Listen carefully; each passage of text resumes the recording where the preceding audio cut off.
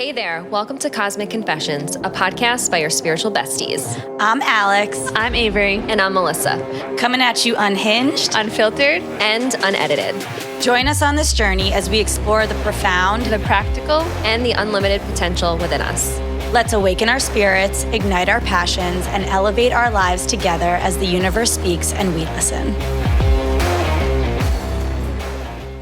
Hi, everyone, and welcome to our next episode of the Cosmic Confessions podcast. What a production day it has been in our little studio here in Alex's apartment, let me tell you. So, Avrey, kick us off, my friend. What is our confession of the day? So the confession today is that we're all really good at healing other people, but sometimes we're not so good at healing ourselves. And why is that? Why is that, Alex? Tell us. Oh, boy. So it's funny because as soon as we were realizing our confession for today, I was like, but wait a second. I'm on like the deepest self-healing journey of my life right now. I've been like deep diving into my patterns, my emotions, my behaviors like never before. Been in hermit mode a lot. Then I kind of came out of it and then I like quickly go back into it. So I've been like kind of weaving in and out of hermit mode. But it's so interesting that this is our topic for today because literally 5 minutes before production, I was in like excruciating pain on the couch and like, Avrey, please, Reiki, energy, I need healing. I'm like, I'm dying. I don't know what's happening. But then like backtrack to my morning and I've been back to back since first thing. I woke up, did my meditation, jumped straight into work, been back to back with sessions nonstop for about 15 minutes before the girls came.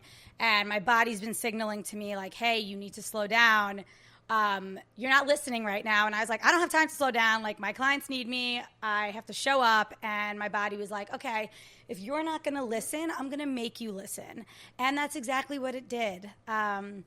And it's so interesting because as Avrey is doing the energy work on me, she's like feeling all of this like tension in her chest. And she's like, you want to cry? Like, why do you want to cry? And I'm like, I can't cry right now. I just put makeup on. I cannot cry.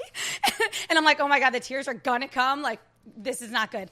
So, but in that space, right, the recognition and awareness of like, okay, even us at this level of healing and doing all of this deep diving work, we're still human, and there's still so much that we're learning and trying to deal with and trying to understand. And I think that this actually is such a beautiful part of the journey to be like, okay, you know, just because we're healers doesn't mean, even like our last episode, right, doesn't mean everything's always love and light. Everything is always kind of like perfect in a sense. Mm-hmm. So that was really eye-opening of just like how much I really do need to lean into even more of what I'm saying and breathe into whatever is trying to move through me right now so I can actually heal even deeper. Thanks to my beautiful girls for helping me move through that like 5 minutes ago.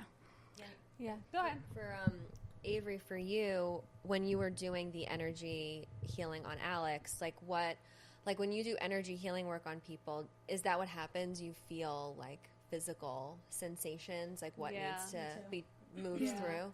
Like I was in the moment, I was feeling like tightness in my chest, like I wanted to cry. And then like I opened my eyes and I was just like looking at her body language, and I noticed that her between her eyes were like still very like scrunched, like as if like what happens like before you cry. And I was like, okay, she's definitely holding it in. And then I feel a lot through my hands. So some people in Reiki, they say like their hands get warm. My hands get warm, but I'm pretty veiny, like if you're watching the YouTube videos, but like my veins just like pop and like swell, and I like feel them like so high, like an inch off my like hands, and they start like womp womp womp womp like type of feeling, and that's what I was like getting. And then my right arm starts to get like numb, like a carpal tunnel feeling, and I have to like shake it out, like almost can't use that arm anymore, and like that was happening. So that tells me that like things were moving through, like it was working, but there was a lot of stagnation in her body, and like I felt it in my chest. You know, one time I was doing Reiki with someone, and I just like scanned their like body, and I went to the side of their like left knee, and I like got like a download or just like a feeling, and it just basically like I felt like a pinch in my left knee.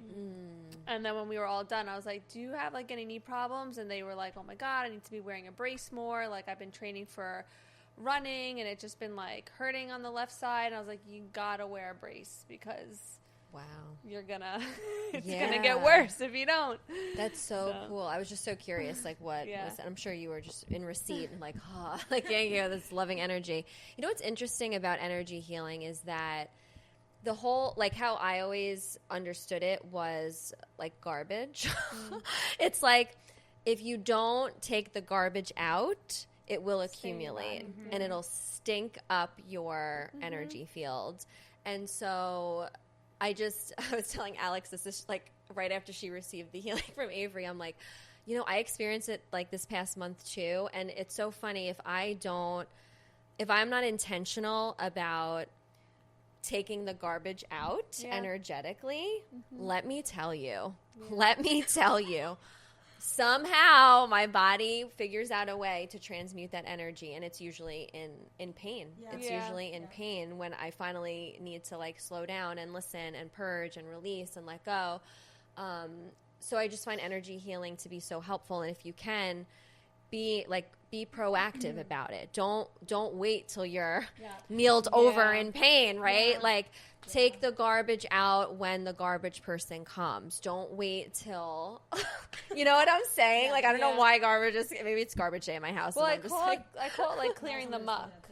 Clearing up the muck. And I can feel like when I'm doing energy work, when like I've just like scraped the surface, where I'm like, okay, like I hope, can I prescribe this for like every once a week or like twice a week? Because like I just went ding, but I really need to like scrape it out. And other people, and then like what I would say is like, then it becomes like attunements where it's like, okay, you're becoming like regular with your healings, and now we just need to get like attuned. So the session isn't as long. It's like a little like polish rather than this like scraping of like the insides. Yeah, the muck.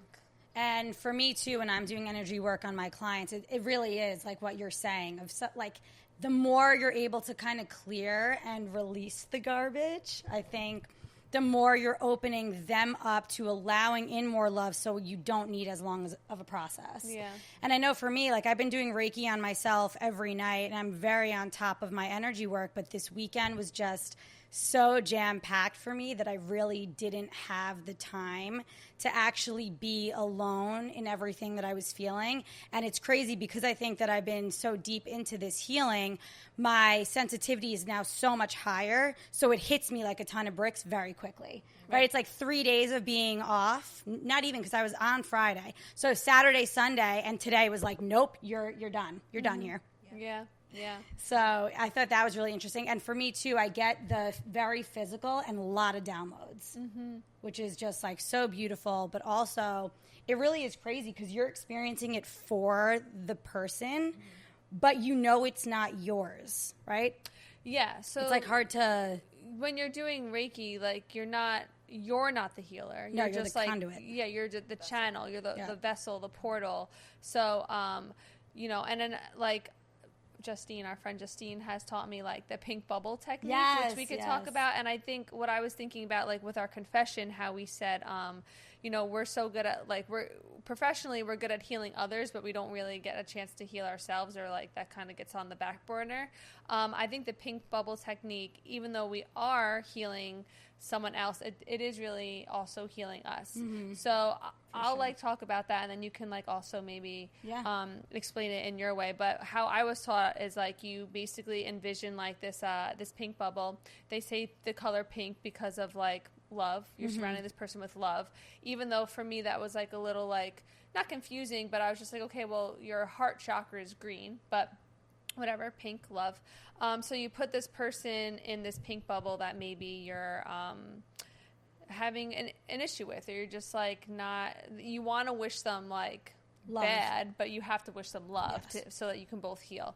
And so you energetically put them in this pink bubble, and then you see them at their like their highest self, right? Like a pure soul. They're happy, they're healed. The hard part is then you have to visualize yourself walking into the pink bubble with them. Mm-hmm. And that was hard because I can send healing out to anyone, even if like we're not friends anymore, like we're not together anymore. I could still wish you like love and light and wish the best for you and compassion and love. But it was that moment when Justine was like, now enter the pink bubble with him. And I'm like, what? I don't know. Wait, what? I don't think I want to do that. No, thank you. We just talked about boundaries. Pink bubble. That's exactly what I said. I'm like, that's a little tight. And she's like, make your bubble bigger. And I was like, love that. No. But I can see why that is healing for me. And the cool thing about like doing these different type of energy healings and the visualizations, whether it's like the pink bubble technique or there's this other technique I learned in yoga. It's like a Buddhist technique where it's called Tonglen, and it's really cool. And we can get into that too. But they're never gonna know. No. They're never going to know. So you have to sit with knowing like that you're sending all this like love and light to this person that maybe like did you wrong or that you really want to, but they'll never know. They'll never know that you're sending healing. Yeah. Energetically, their souls will know. But it's also good They karma. won't know. It's good karma for us. When you send love and light to someone, it is very good karma. That's how you receive it. Right? That's how did you do the pink bubble with anyone? Yes. Or you like, yes. okay. Yeah. You don't want to get into it? Oh, no. I mean, it was... When it turns black. You just watch. My bubble's molding! Help! Send more pink light. Next level energy healing. That is funny. Because then there's like deeper stuff that needs to be cleared. Yeah. That happens. I think the hardest part is getting over the ego that wants to be kind of like, screw you in your pink bubble. Yeah. Like, I don't want to, You hurt me so bad. Now I got to Yes. put you in love? Yes. I know. Yes. But the good thing is they don't know. Right. Right? So you can, like that kind of helped me. I'm like, you don't know that I'm doing this. So fine, I'll do it anyway. But what's interesting about, so I had to do this practice in yoga just like yesterday. So it's called it's a Buddhist practice. It's called sending and talking. That's what Tonglen means. And what's interesting about that is that, hold on, let me make sure I read this right. So you have to, with this one, it's like when you inhale and exhale, it's like more of a breath work with this practice. You're actually taking in their suffering and trusting that your body can handle it. So it's not like you're giving them, like the pink bubble technique, you're giving them love and light and compassion.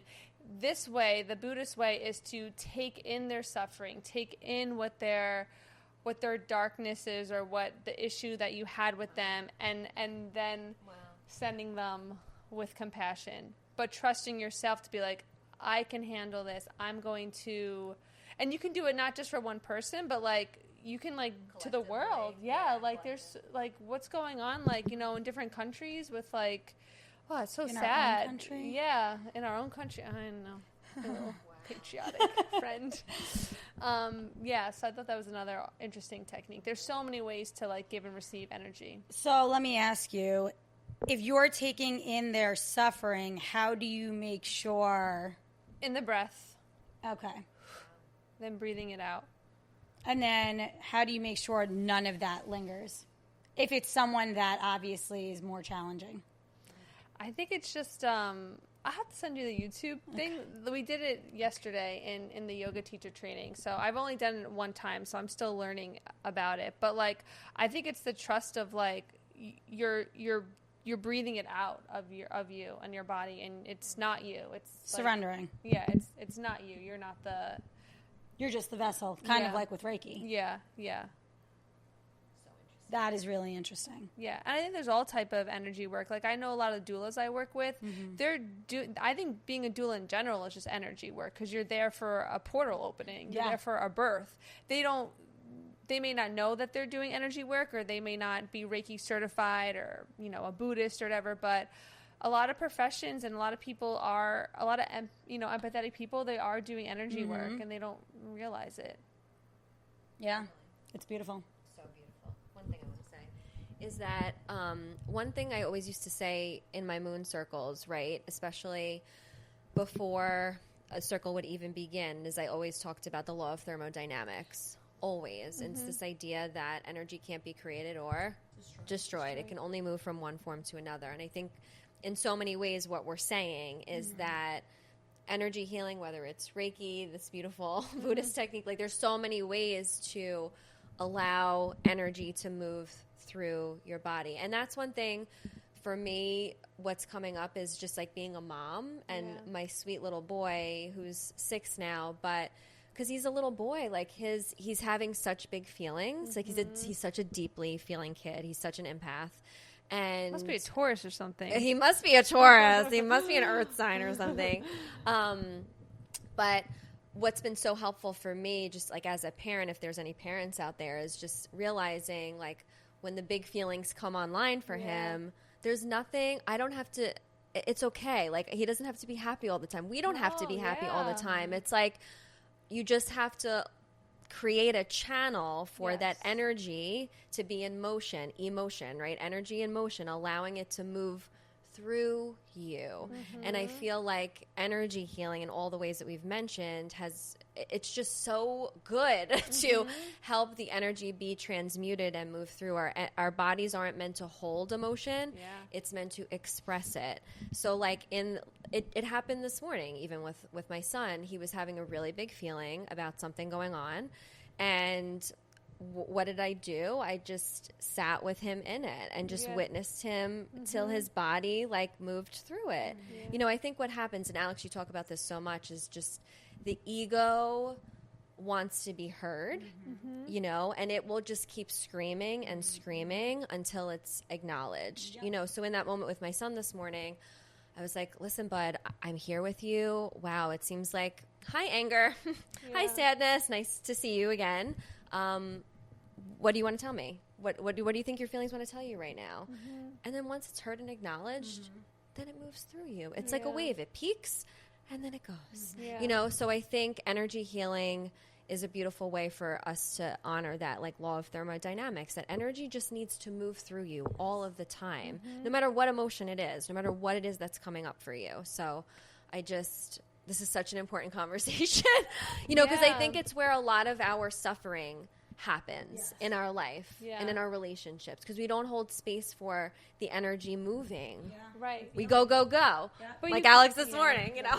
But you keep saying like energy needs to move, but I think that's the key. Like you have to move. Yes, movement. Like movement, actually. Like so for little kids, like because this happened with my son yesterday. He had to like have a moment where he just like threw everything out of like the cabinets, like all the Tupperware, and I was just like, okay, he's having a feeling, like why me yelling or doing anything he's not going to hear me, so let him go. That's how he's dealing with it, through movement. He's like throwing Tupperware all around. And even for me last week, like this was the first time I ever felt 2 emotions at once. Like, you know, I feel like I've read people being like, you could be happy and sad, or like or you know, thankful, but also like grieving at the same time, right? And I experienced that, and it was a very sobering week for me to have like these 2 emotions like in my body at the same time. And really the only thing that got me out of it was going to yoga. Like I actually had to move through stuff. I think breath work and movement is just so medicinal